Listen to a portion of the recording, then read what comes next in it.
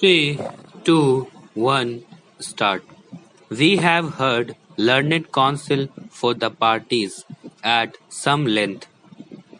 It is true that the trial court had, while discharging the accused persons under the special act mentioned above, made certain observations about the alleged misuse of the provisions of the said act by unscrupulous meeting elements, and also certain suggestions for remedying that situation.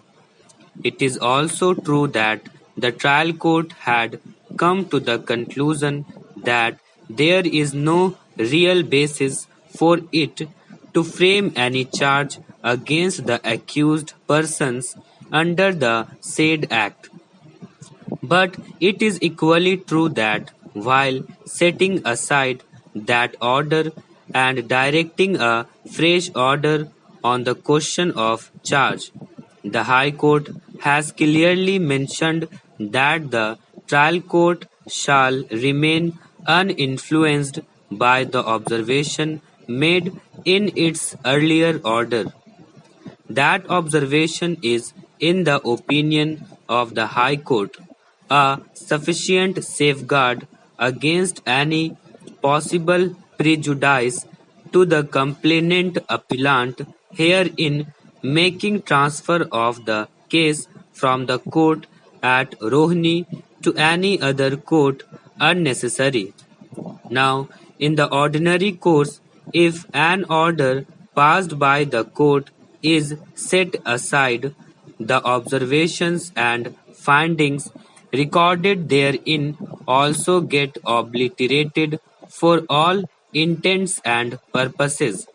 So also, if the High Court makes the position clear that any such observation shall not influence the High Court concerned while making a fresh order, the same should ordinarily put the matter beyond the pale of any controversy. Having said that, there may still be situations where the nature of the observation made by the court concerned create a reasonable apprehension in the mind of the litigant that the court has so committed itself to a given approach or thought process that it may not be possible for it to retrace its steps to take a fair and non-partisan view in this matter.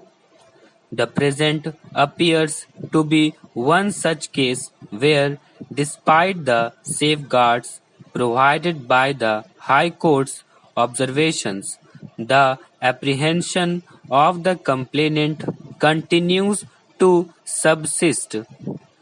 We do not think that such apprehension is wholly misconceived, nor can it be dubbed as forum shopping in disguise. The earlier order passed by the trial court is so strongly worded that it could in all likelihood give rise to a reasonable apprehension in the mind of the complainant which cannot be lightly brushed aside. We must hasten to add that we are not in the least suggesting that the presiding officer of the trial court is totally incapable of adopting a fair approach while passing a fresh order. But then the question is not whether the judge is biased or incapable of rising above the earlier observations made by her. The question is whether the apprehension of the complainant is reasonable for us to direct a transfer. Justice must not only be done but must seem to have been done. A lurking suspicion in the mind of the complainant will leave him with a brooding sense of having suffered injustice, not because he had no case, but because the presiding officer had a preconceived notion about it.